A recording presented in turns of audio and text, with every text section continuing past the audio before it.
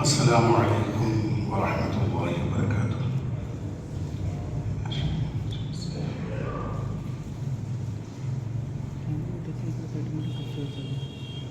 الحمد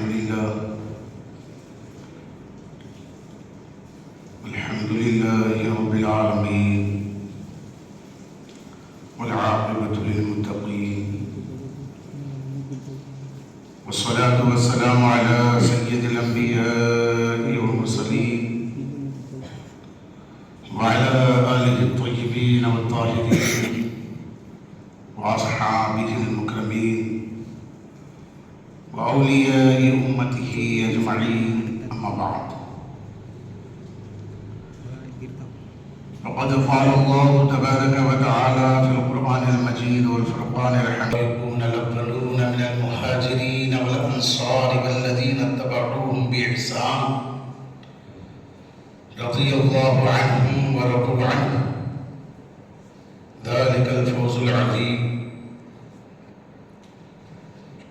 أو كما قال عز وجل في مقام الثانية: محمد رسول الله والذين معه أشداء على الكفار رحماء بينهم، صدق الله المولانا العظيم وصدق رسوله النبي الأمي الكريم، ونحن على ذلك لمن الشاهدين والشاكرين والحمد لله رب العالمين۔ برادران اسلام، عزیزان ملت، سب سے پہلے ہم رب کائنات کی بارگاہ میں حاضری دیتے ہوئے تہ دل سے اس کا شکر ادا کرتے ہیں۔ اے پاک پروردگار، خالق کائنات، مالک ارض و سماوات، تیرا کروڑا فضل و احسان ہے کہ تو نے ہمیں کلمہ کو بنایا، ایمان کی دولت سے سرفراز کیا اور رحمت للعالمین کی امت میں پیدا کیا۔ مولا احسان ہے تیرا کہ آج کا یہ بابرکت دن ہمیں عطا کیا، اور آج کے برکت والے دن میں مولا تو نے ہم گنہگاروں پر فضل فرمایا کہ ہم آج کے دن تیرا ذکر کریں، تیرا شکر کریں، تیری یاد کریں۔ ایسا فضل فرمایا اور تیری بارگاہ میں حاضر ہونے کی ہمیں توفیق عطا فرمایا۔ معزز سامعین و حاضرین، بعد از حمد و صلات، اس سے پہلے کہ ہم اپنی گفتگو کو آگے بڑھائیں، کچھ کہیں سنیں، آئیے عقیدت و محبت کا ثبوت دیتے ہوئے، درودوں کے گل نچھاور کرتے ہوئے حضور سید عالم نور مجسم رحمت للعالمین شفیع المذنبین خاتم النبیین شافع محشر ساقی کوثر جناب احمد مجتبی محمد رسول اللہ صلی اللہ علیہ وسلم کے بارگاہ بے کس پناہ میں ایک مرتبہ محبت کے ساتھ درود پاک کا ہدیہ پیش کریں، پڑھیں: اللہم صلی علی سیدنا شفیعنا وحبیبنا وطبیبنا وطبیب قلوبنا وشفاؤنا وشفاء صدورنا مولانا محمد دائما ابدا، صلو علیہ صلاۃ و سلام علیک یا سیدی یا حبیبی یا رسول اللہ صلی اللہ علیہ وسلم۔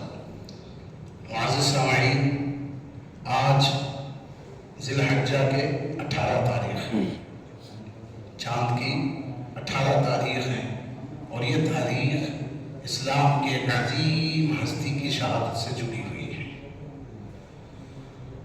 ایسی عظیم ہستی جنہوں نے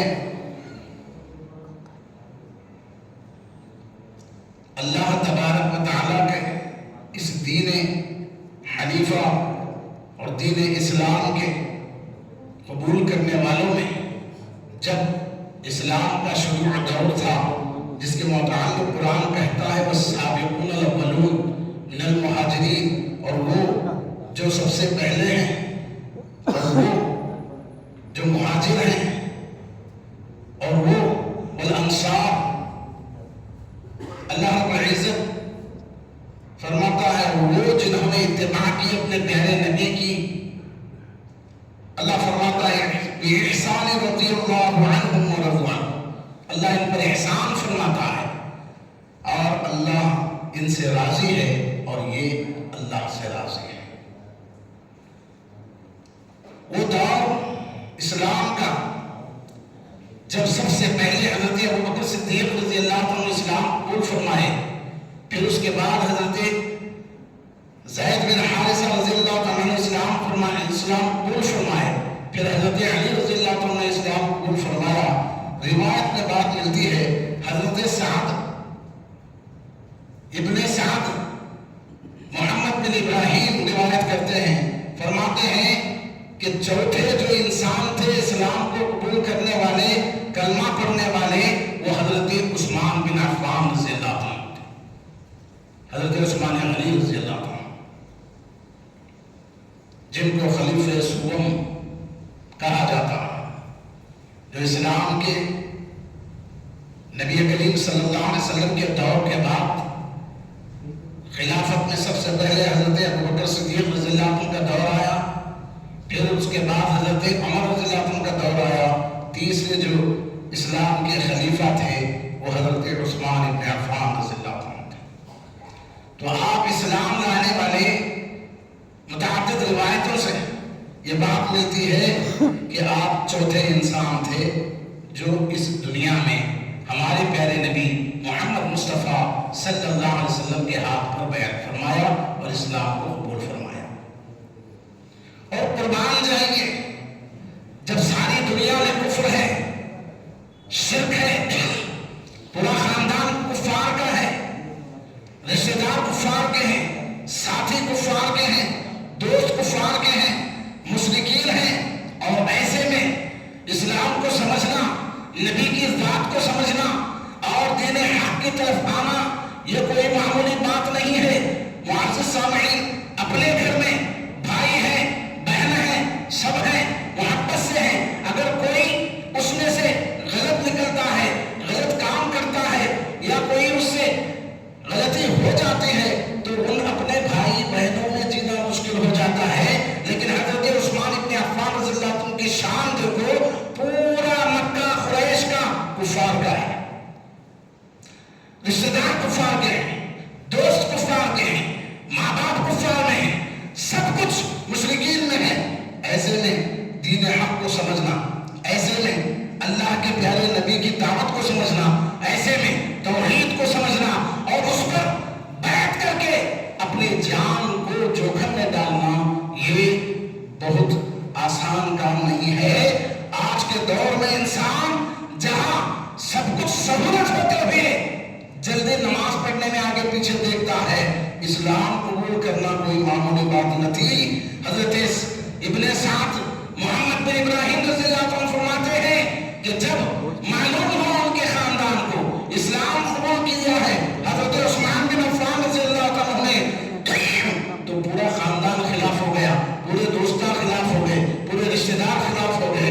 اب حضرت عثمان غنی رضی اللہ عنہ کو جوانی ہے، ایسی حالت میں لا کر باندھ دیا جا رہا ہے، رسیوں سے باندھ دیا جا رہا ہے اور باندھ کر مارا جا رہا ہے اور سختی کی جا رہی ہے، اور سختی کرنے کے بعد کہا جا رہا ہے کہ اے عثمان، تم اپنے دین کی طرف، اپنے مذہب کی طرف لوٹ آؤ، دین اسلام کو چھوڑ دو اور حق کی دعوت جس کو کہہ رہے ہو اس کو چھوڑ دو، اپنے پرانے مذہب پہ واپس آ جاؤ، ورنہ تمہیں مار دیں گے، تمہیں ایسے ہی سختی کریں گے، تمہیں اسی طرح سے تکلیف دیں گے۔ تو دیکھیے الفاظ کیا ہیں، حدیث کے الفاظ ہیں، حضرت عثمان غنی رضی اللہ عنہ فرماتے ہیں واللہ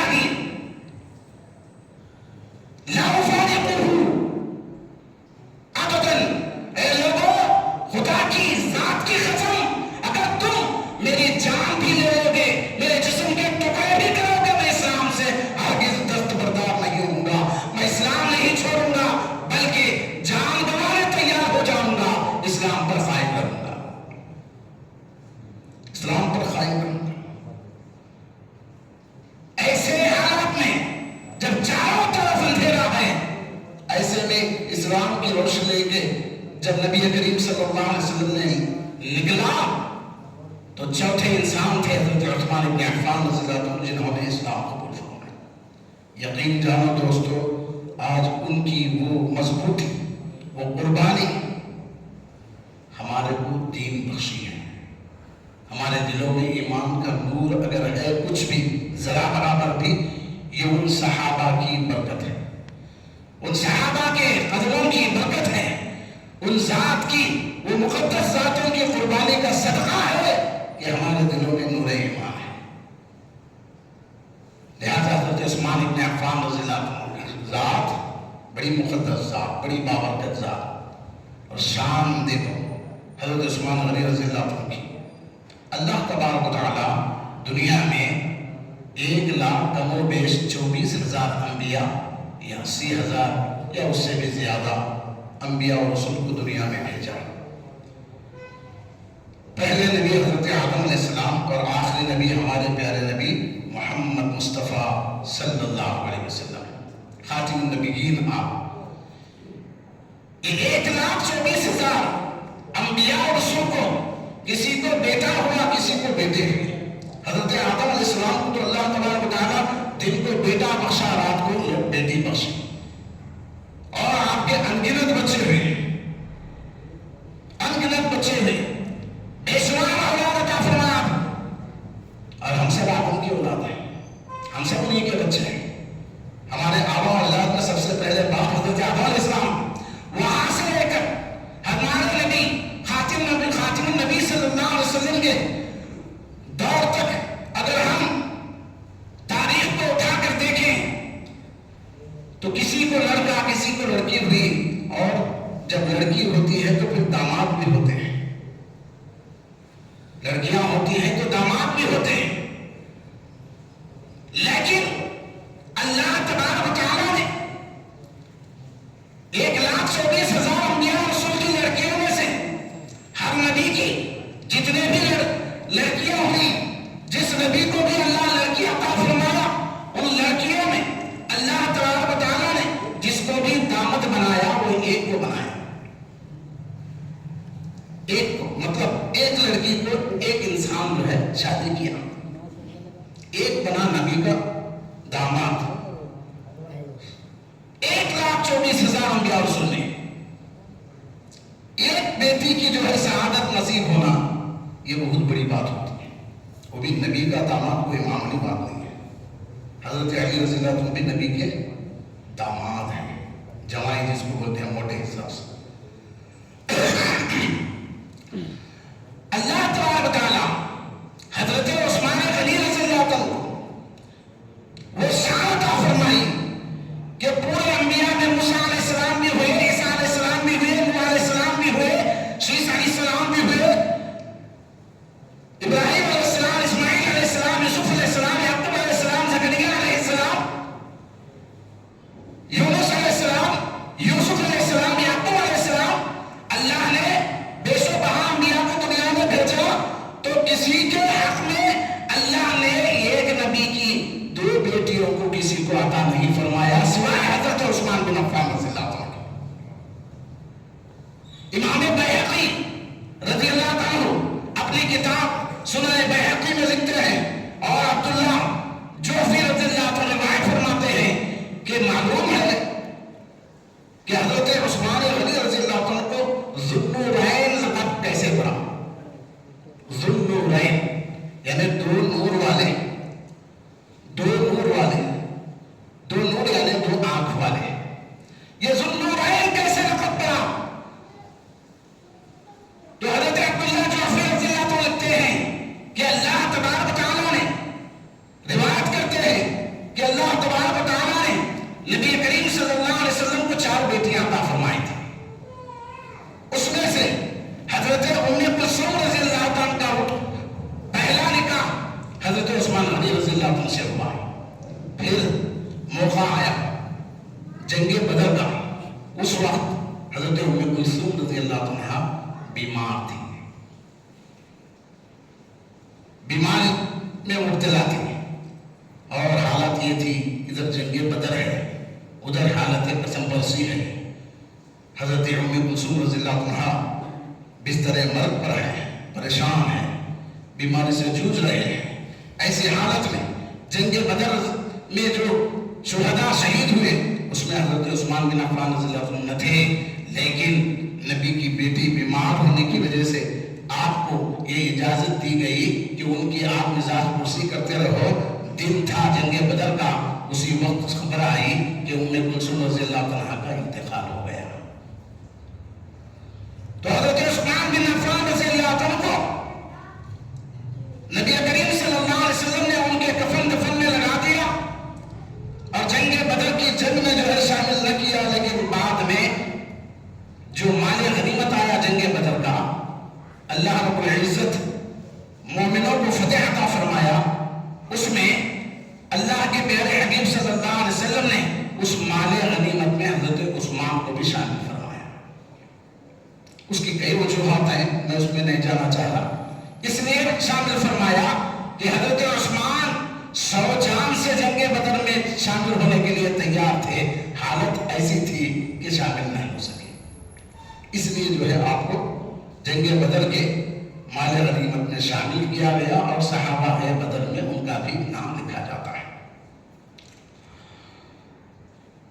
پھر جب حضرت عثمان غنی رضی اللہ عنہ نکاح کرنے کا سوچ رہے تھے تو نبی کریم صلی اللہ علیہ وسلم نے فرمایا، اے عثمان، میں اپنی دوسری بیٹی کو تمہیں نکاح میں دے دیتا ہوں۔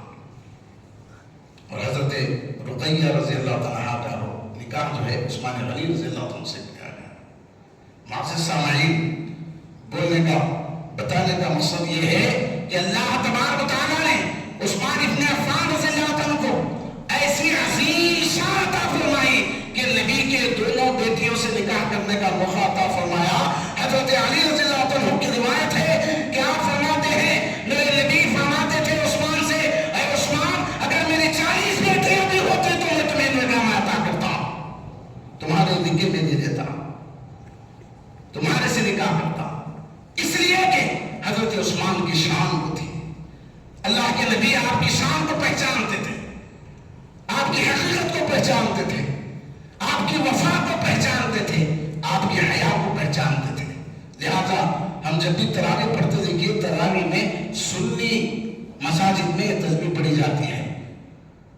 جب 16 رکعت ہوتی ہے تو ہم دعا کے بعد یہ تسبیح کرتے ہیں، جامع القرآن، کامل الحیاء والایمان، ذو النورین، امیر المؤمنین حضرت سیدنا عثمان ابن عفان رضی اللہ عنہ۔ یہ تسبیح پڑھتے ہیں، یہ شان جو ہے بیان کرتے ہیں تراویح کے بعد، 16ویں تراویح کے بعد، تو اللہ نے آپ کو یہ شان عطا فرمایا۔ اور اعلیٰ حضرت رحمۃ اللہ علیہ اپنے پیارے انداز میں کیا خوب لکھتے ہیں، نور کے سرکار سے پایا تو شالہ نور کا، نور کی سرکار سے پایا تو شالہ نور کا، ہو مبارک اے عثمان ذو النورین جوڑا نور کا، ہو مبارک تم کو عثمان ذو النورین جوڑا نور کا۔ یہ شان تھی حضرت عثمان غنی رضی اللہ عنہ۔ بس ایک واقعہ اور آپ سے آپ کے سامنے رکھ کر بات کو ختم کرتا ہوں۔ درود پاک پڑھیے، اللہم صلی علی سیدنا مولانا محمد وعلی سیدنا شفیعنا مولانا محمد، صلاۃ و سلام علیک یا رسول اللہ صلی اللہ علیہ وسلم۔ کامل الحیاء والایمان بھی کہا جاتا ہے، آپ کامل حیا والے تھے۔ نبی کریم صلی اللہ علیہ وسلم ارشاد فرماتے ہیں، عثمان کی حیا اتنی مبارک ہے کہ فرشتے بھی عثمان سے حیا فرماتے ہیں۔ اتنی حیا تھی، اتنی شرم آپ کے اندر تھی کہ فرشتے بھی آپ سے حیا کرتے تھے۔ فرشتے ہر جگہ آتے جاتے، عثمان سے حیا کر کے آتے، اور آپ کو جامع القرآن بھی کہا جاتا ہے، یعنی قرآن کو جمع کرنے والے۔ روایتوں میں بات ملتی ہے کہ آپ اپنے زمانے میں، خلافت کے زمانے میں، باضابطہ جو قرآن ادھر ادھر ہرن کے چمڑے پہ، پتوں پہ، پتھروں پر جو تھا، اس کو اپنے زمانے آپ نے جمع کر کے لکھوایا، صحابہ سے لکھانے کا کام کیا، اور جب لکھوایا، جمع ایک جگہ ہوا تو اس کو کتاب کی شکل ملی۔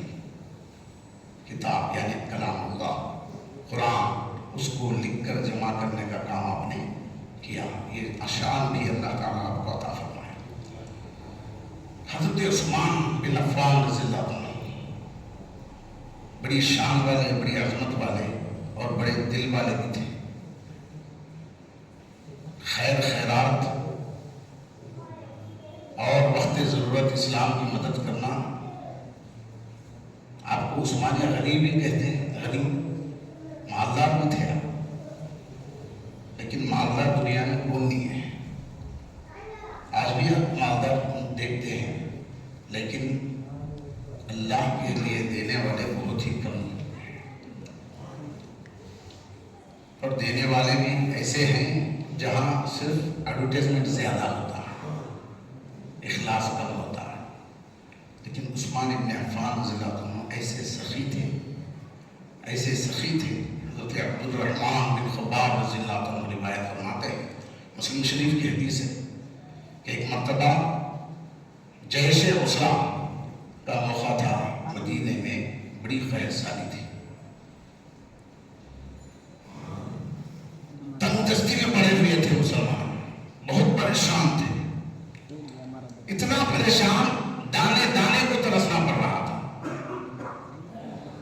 دانے دانے کو ترسنا پڑتا تھا. ایسے حالت میں اللہ کے پیارے حبیب صلی اللہ علیہ وسلم مسجد نبوی میں منبر پر تشریف فرما ہو کر مسلمانوں کو جمع کیا. جمع کر کے خطاب فرماتے ہوئے کہا، ہے کوئی اللہ کا بندہ جو ایسی تنگ دستی میں مسلمانوں کے اوپر جنگ آ پڑی ہے، جنگ کا موقع ہے، پریشانی کا عالم ہے اور لوگ دانے دانے کے لیے ترس رہے ہیں، ایسے حالت میں ہے کوئی مددگار، ہے کوئی دینے والا، ہے کوئی اللہ کی رضا کے لیے خرچ کرنے والا. تو صحابہ ایک ایک اٹھے، اپنی اپنی طرف سے جو ہوتا اعلان فرمائے.